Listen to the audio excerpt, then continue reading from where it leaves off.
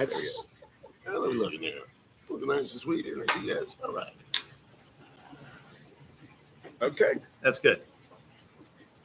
Go ahead. We're looking good. All right. All right. Welcome to a Sunday edition of the Tony Pomps podcast. I'm real excited today. We got some great guests.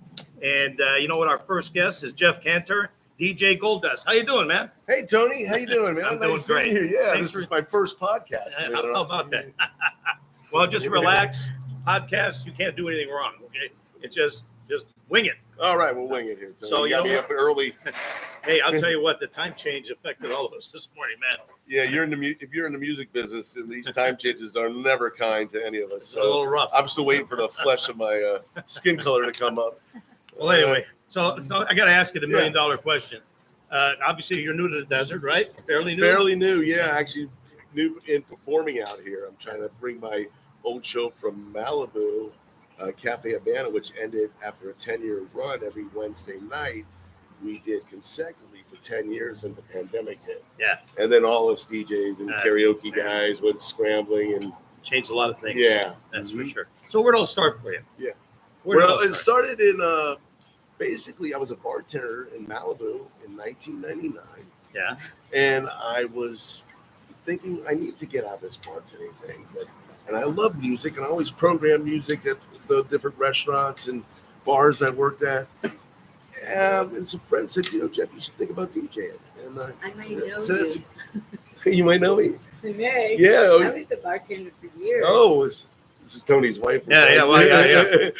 We have this thing where Franny always interjects. Oh, nice. It makes the show more interesting. Yeah, I bet. Yeah. Franny, drink your coffee, okay? I'm gonna drink my Red Bull. Anyway. It's mixed with something else. Oh, yeah. That's probably the problem. Anyway, all right. So, so you're bartending, and I'm bartending, and I've always been a little entrepreneurial. So I even started with a hot dog cart back in 1992 on the beaches in Malibu. Really? Yeah. So I was selling hot dogs, and I was bartending. I was working in a restaurant, just doing it all. And finally, some friends gave me an idea. You should become a DJ, and I said, with all the people I knew in Malibu, I started DJing and got some great parties right off the bat. And basically I faked it till I made it, Wow. And just started doing parties after parties. And I love karaoke. And I started bringing karaoke to different places in Malibu and all over Agora and Calabasas. And we became, I was married at the time, and my ex-wife, Jennifer, was a DJ as well. I'll be darned. We started having this great business called Goldust Entertainment, and we were voted #1 wedding DJ 2007, 2008 by My Fox LA's Hot List, and we had them come out to our house and film us, and it was a great time when we were doing lots of weddings, and she, like I said, was a great DJ, and it was me. As time went by, we still stayed friendly, but now she has her own thing, and she DJs and actually fills in for me once in a while when I can't do a gig. Hey, we worked it out very well, actually. So sounds like it. Yeah, and now I'm with a great woman now who's a very talented singer and was an actress, and wow, and she was in Annie, and she will be coming to the show and singing. And what I offer and what I'm doing is I'm offering DJing to all the great music from yesterday and today, and merging it with some great singers, karaoke performers, not necessarily the old frat style karaoke, but to really we have some great entertainers out here in the desert. Oh man. And that people can and they all love to sing, and I'm really looking forward to bringing them into the show and playing music and having people dancing, just keep the energy up and that's feeling awesome. good. And that's all I really want to do out here. I feel like, I've just turned 58. And really? Yeah. You don't look 58. Well, I'm in LA 58.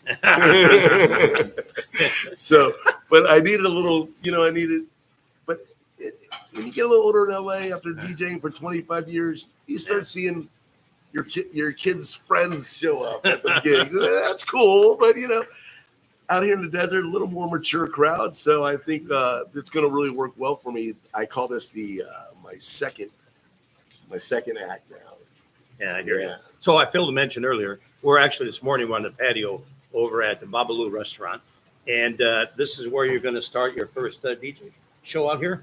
Oh, I believe I'm starting in the main room. Is that Yeah. true? Oh, yeah, in the main room. But we're actually. Franny, do you know if I'm starting in the main room or here? It's like coffee. Don't get her started, man.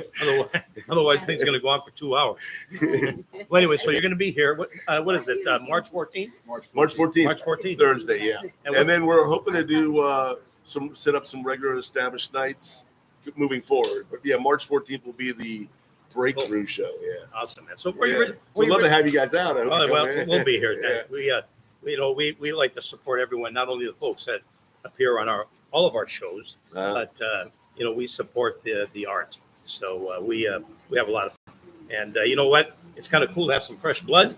Well, thanks for having me. Yeah, Yeah. So where are you originally from?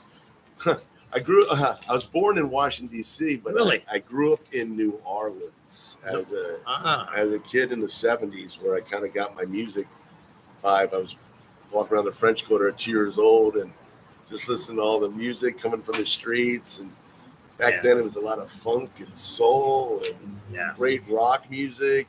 Yeah. Yeah, we spent one New Year's Eve in New Orleans. Yeah. And man, just walking up and down Bourbon Street, going in and out of all the bars and all the different music venues. It was really cool, man. Yeah. So I could see how that kind of saturated. It did saturate me. Yeah, it did saturate me. So did you move to Southern California after that? No. And unfortunately, I left New Orleans at 12. Parents got divorced and went up to Pennsylvania. Didn't know what was going on up there. I went from the streets of New Orleans to like some country town in Pennsylvania, so very rural. And I kind of got into different music then. I started getting into more of the heavier rock and roll back then. But I've always been a huge Rolling Stones fan. Oh yeah, so of course. So I have a tendency to people go, oh, you do a great Mick Jagger impersonation. I go, well, I'm not a Mick Jagger impersonator. I sort of channel him. Yeah. So I kind of channel the energy of Mick Jagger, and I've kind of used him for the last 25 years, kind of as a way of bringing in energy, because I think he's one of the most fabulous performers. Yeah. Can you imagine? Really think about that. How long? This guy's the same age as our president. Okay. No. I mean, Mick Jagger. I'd vote for Mick Jagger. He has the energy. You know what I'm saying? I'm not getting political. No. We won't do that. Amazes me that they're both like 80 some years, and Mick Jagger's dancing around, on stage. And well, anyway. One guy I'm going to go see on tour in a couple months down in New Orleans. Really? And the other one, I don't. Well, I'll tell you what. We're just driving. Anyway, here. We're listening to Rolling Stones. We're listening to ZZ Top. I mean, I wanted to go around the block a couple more times because I want to hear the rest of the song, man. So yeah, no, I'm with you. I'm with 102.3, right? But also Sirius Radio. Oh yeah. I like classic rock. So I give the coach's shout out there. The coach. It's first thing in the morning. He's great out here, right? He's great. First thing in the morning. Love the coach. Yeah. No, he's from DC also. Yeah. Is he? He used to be a bartender in DC. Oh man, I met the guy a couple times. In fact, I did a podcast with him. If you ever want to check out his adventure as a bartender in DC, he's got some good stories. Oh, yeah. I'll have to ask him next time I see him. Yeah. Well, anyway, welcome to the desert. Thank you. And we're all looking forward to coming. I can't wait. I hope everybody comes out Thursday night. Come out to dance. Come out to sing. What time's that going to start? This is the funny thing. Out in the desert, we start early, right? Yeah. I'm used to starting at 10 o'clock at night. We're starting at 7. Oh, 10 o'clock at night, we're in bed. That's what I like about it. That's what I love about the desert. Do you have any stories like when you used to when you DJ'd in Malibu? Is there any famous people that you came across? Well, one of the one that always comes to the top of my head. I mean, there's so many, but I got to tell you, the best one was Randy Gerber, where I worked at Cafe Havana in Malibu, is where I had my residency, and Randy Gerber and Cindy Crawford owned the restaurant. Yeah, my brother. Well, they go, well, Jeffy, available for Mother's Day. It's like in April 2014. Yeah, I can do Mother's Day. They didn't really say what it's about. I said, we'll have you set up on the patio. Turns out it's Bono's birthday from U2. It's his 54th birthday then. And also George Clooney and Amma engagement party. Oh, my God. So I have George Clooney. I was solid as like private security coming in, all these oh, here's the whole band, U2's there. And, I'm just doing my thing. I'm DJing. And I go, we got to pick it up a little bit. I go, I just can't have this be this one of these nonchalant parties that people have background music. So I busted into You Can't Always Get What You Want by the Stones, of course, and just all of a sudden Bono comes up and starts singing it with me. And I'm just, I can't believe I'm singing with Bono. You can't always get what you want. It was such a magical moment, but it also set the party up for such a great time. I even got a kiss by George Clooney on the cheek. Say, man, you killed it. So, and then afterwards, I was validated enough from you too that it really gave me the confidence, because sometimes you don't know when you're a DJ for hire. It's nice to know that people of that kind of caliber musically can appreciate you and see what you truly do. Because sometimes it seems like we all do the same thing. Yeah. We're all playing some of the same music, but how you deliver it, how you present it to the people, how they make music makes you feel at different times. I hear you. When I first heard about you and what you do and stuff, and I met you the first time a week or so ago, and now I'm putting it all together. Okay, I can see it happening. I could see what the show is going to be like. Yeah, you got it in your gut, man. Yeah, that's really cool. And I really think that was all cemented down in New Orleans. I could understand that. Yeah. Sure. The cool thing here, folks. The cool thing about this desert, it never ends. Okay, we continue to get people that move out here and bring us some of the best music, talent. I mean, it's unbelievable. We learned a lot from the Mark and Tony show, all the different talent we've had on our show, and we've met a lot of really cool people. And we'd like to obviously add you to the list as well. So, you know what? I just got a note. Kid Rock. Kid Rock. Kid Rock. Oh, wow. Well, we had a lot of good times with Kid Rock back in the day. Oh my God. He would come in on a Wednesday night. He'd be on the patio with his buddies.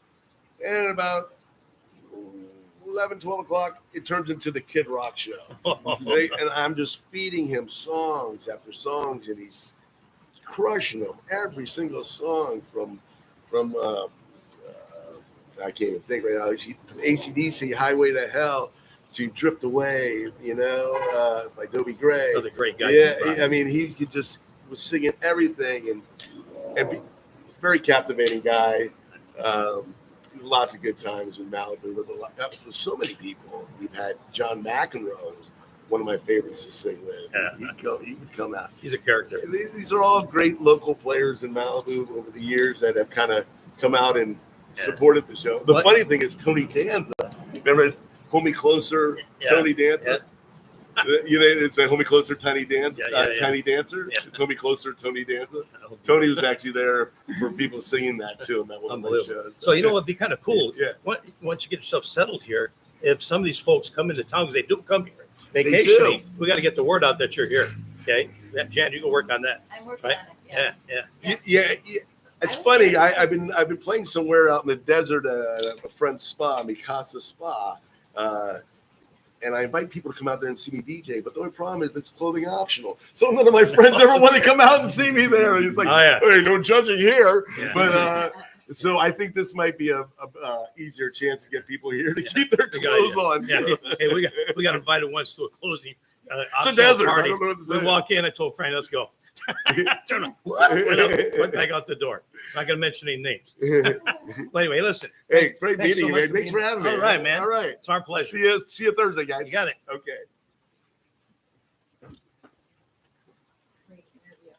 You did good. I feel like I stalled a little bit in my head, but I got moving. It really gave me a picture, too, of what you're going to do. And me too.